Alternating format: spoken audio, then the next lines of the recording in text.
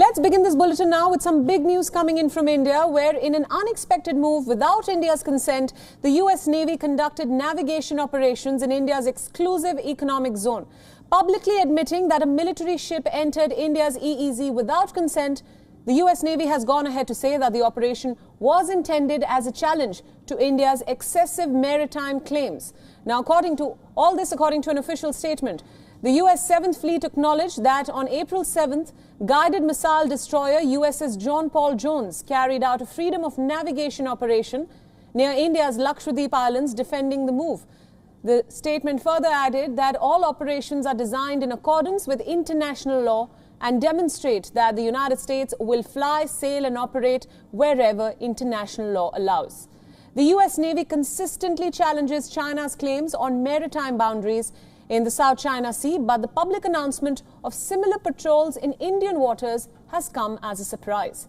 It is still unclear why the US has done it at a time when the US-Indian maritime cooperation is believed to be at an all-time high. As of now, there is no statement from the Indian government on the announcement from the US. Now, for more details on this story, WION's principal diplomatic correspondent Siddhant Sibal is now joining us live.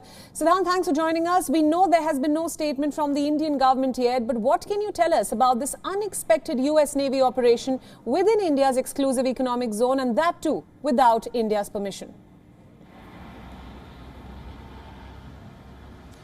Well, this could be the biggest diplomatic crisis between New Delhi and Washington since the Devyani Khobragade case, when the Indian diplomat was searched, and that, of course, was something that is still being talked about. But largely, what exactly has happened, let's understand what is exclusive economic zone. Under the UNCLOS, that is UN Laws of Seas, which was a 1982 law of seas, which is basically an international law passed and ratified by most of the countries, barring of course US.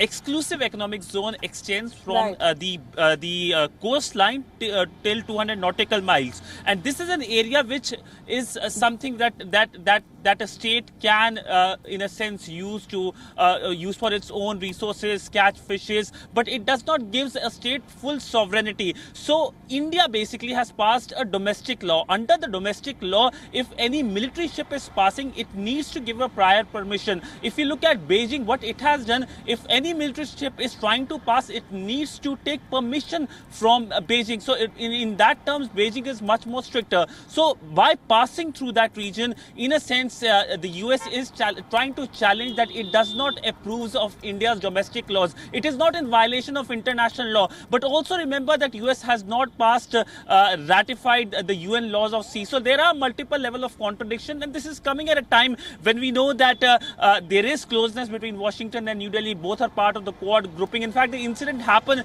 even as John Kerry, who is the US Special Envoy on Climate, was here in Delhi. The press release from the US side says it is on 7th of April the incident happened. So that, of course, could, in a sense, exacerbate the situation. But by and large, there is a history as well. The 7th Fleet of the United States, based in Japan, is the same fleet that came into Bay of Bengal in 1971 to intimidate India. And that time the USSR, the then USSR, had sent its own ship. This was the Liberation War of Bangladesh. So at multiple levels, this has a historical, in a sense, reverberation as well in the Indian Ocean. And now, of course, this incident happened. We are waiting for official reaction from the Indian government. In fact, WION has written to the Pentagon as well. We are waiting for a reaction from the Pentagon as well. Right, Siddhant, that brings me to my next question. What kind of response can we expect from the Indian government in light of this incursion? This, of course, at a time when the US-India relations are believed to be strong, especially after the recent high-profile visits from US officials, including Lloyd Austin. Well, yes, the reaction of Indian government is awaited. There is so far no reaction, but the reaction from the Indian side will, in a sense, decide perhaps in a sense, talks around the India-US relationship, because remember, the incident has happened just weeks before the Indian Prime Minister participates at the climate meet organized by Joe Biden. It involves 40 countries. So in a sense, a harsh reaction is something that, of course, can have its shadow on the entire summit as well. But by and large, if we look at the dichotomy, we know that in the past, the Chinese have also violated Indian exclusive economic zones without taking any prior permission, and the Indian Navy ships had chased away the Chinese ships.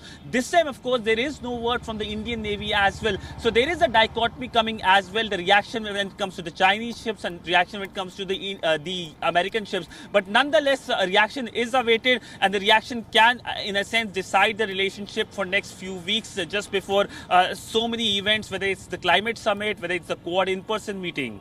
Right, Siddhant, we'll leave it there. Thank you so much for joining us on this broadcast and for all your inputs. WION World is One is now available in your country. Download the app now and get all the news updates on the move.